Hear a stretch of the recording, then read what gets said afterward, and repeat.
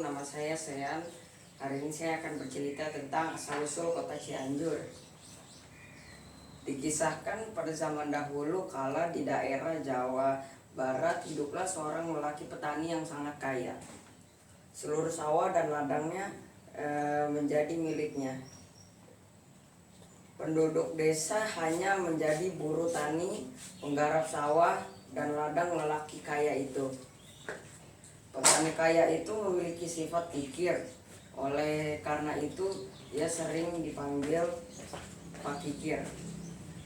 Kekikiran Pak Kikir tidak pandang bulu sampai-sampai terhadap anak lelaki satu-satunya. Dia juga sangat pelit. Anak Pak Kikir itu adalah pemuda yang baik hati. Tanpa sepengetahuan ayahnya, dia sering membantu orang-orang tetangganya yang kesusahan. Menurut anggapan dan kepercayaan masyarakat desa itu, jika menginginkan hasil panen yang baik dan melimpah, maka harus diadakan pesta syukuran dan baik pula. Takut jika panen berikutnya gagal, maka Pak Kikir terpaksa mengadakan pesta syukuran dan keselamatan semua warga desa diundang oleh Pak Kikir ke rumahnya. Wahai para penduduk desa, datanglah kemari. Aku akan mengadakan pesta syukuran. Jangan lewatkan kesempatan ini. Kawan, tinggalkan dulu pekerjaannya.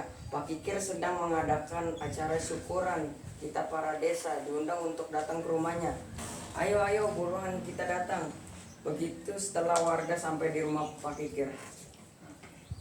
Kita diundang orang terkaya sedesa, kukira akan disediakan makanan yang enak dan lezat. Ternyata cuman makanan apa ini? Nggak enak, lagian makanannya dikit banget.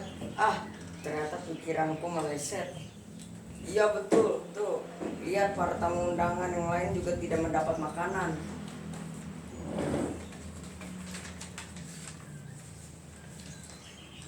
Ya Tuhan, Pak Kikir memang terbukti kikir. Sudah berani mengundang orang ternyata tidak dapat menyediakan makanan. Sungguh keterlaluan. Buat apa hartanya yang segudang itu? Tuhan tidak akan memberikan berkah pada harta yang sebanyak itu. Demikianlah pergunjingan dan sumpah serapah dari orang-orang miskin mewarnai pesta selamatan yang diadakan Pak Kikir. Pada saat pesta selamatan sedang berlangsung, tiba-tiba datanglah seorang nenek tua renta sambil merintih.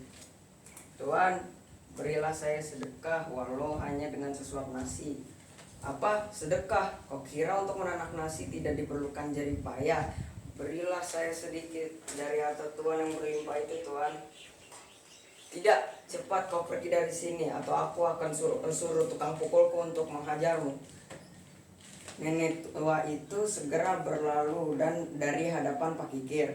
Tidak mendapat sedekah tapi malah diusir secara kasar oleh Pak Kikir. Dengan hati yang pilu dan mengeluarkan air mata, nenek yang malang itu segera meninggalkan halaman rumah Pak Kikir. Ia berjalan sempoyongan menyusuri jalan desa. Melihat kejadian itu, putra Pak Kikir sangatlah sedih.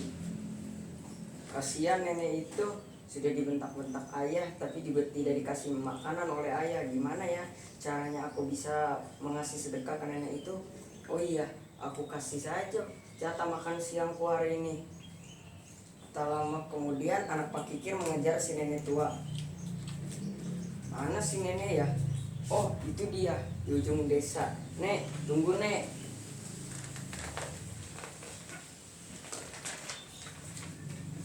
Nenek itu pun berhenti lalu menoleh ke belakang. Ia melihat seorang anak muda berlari mendekatinya. Ada apa anak muda? Saya anak Pak Kikir, Nek. Saya ingin meminta maaf atas perlakuan ayah saya tadi. Sebagai obat kecewa, ambillah jatah makanan saya siang ini. Saya, Nek.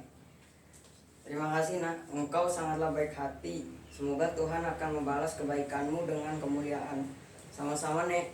Kalau begitu saya langsung pulang ya. Khawatir ayah mencariku. Hati-hati, Nak.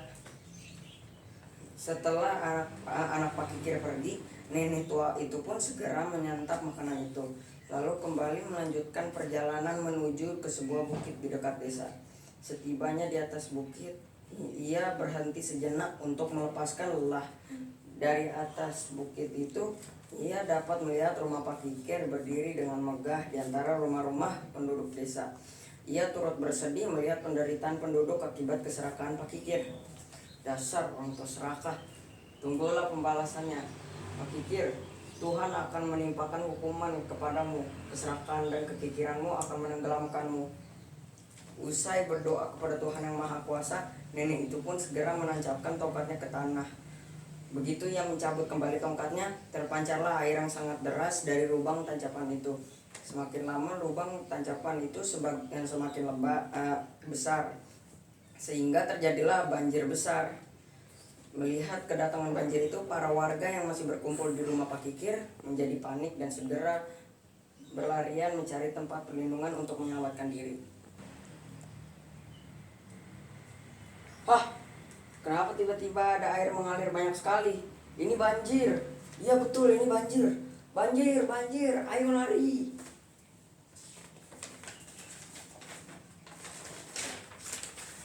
Melihat kepanikan para warga, anak Pak Kikir segera menganjurkan mereka agar berlari menuju atas bukit mencari tempat yang aman. Ayo para warga, gak usah panik. Ayo kita segera menyelamatkan diri kita. Ayo semua lari ke atas bukit. Bagaimana dengan sawah dan ternak kita? Tidak usah memikirkan harta kalian. Kalian pilih harta atau nyawa. Sudah tidak ada waktu untuk membawa harta lagi. Yang penting selamatkan diri nyawa kalian dulu. Anak Pak Kikir yang bijak itu terus berteriak-teriak mengingatkan penduduk desa. Akhirnya warga pun berlarian menuju ke atas bukit. Ia juga membujuk ayahnya agar segera keluar rumah menyelamatkan diri. Tapi apa kata Pak Kikir? Ayah, cepat tinggalkan rumah ini. Kita harus segera keluar dan menyelamatkan diri. Apa? Lari begitu saja?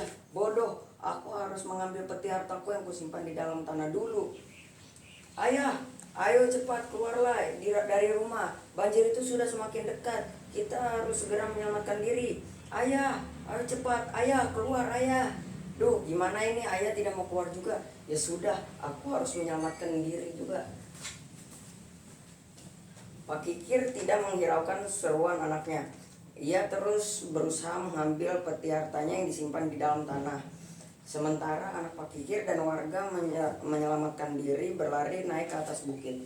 Akhirnya selamat, sedangkan Pak Kikir yang masih sibuk mengumpulkan hartanya tidak dapat lagi menyelamatkan diri. Banjir besar itu telah menenggelamkannya. Meskipun selamat, mereka sangat sedih karena seluruh desa mereka sudah terendam banjir. Rumah, ternak, dan seluruh harta benda mereka hanyut terbawa arus banjir. Para warga dan anak Pak Kikir menatap pemandangan desanya dari atas bukit penuh dengan genangan air. Wahai para warga, kita tidak boleh larut terus-menerus dalam kesedihan. Kita harus segera bangkit. Kita sama-sama mencari daerah lain yang lebih aman untuk kita bisa bermukim. Iya betul, kita ikuti anjuranmu nak. Ayo kita segera berangkat tahun kemudian. Nah, tempat ini sepertinya cocok untuk pemukiman kita. Bagaimana para warga? Setuju kita tinggal di sini? Setuju? Setuju. Nah, sekarang kita menempati tempat tinggal baru.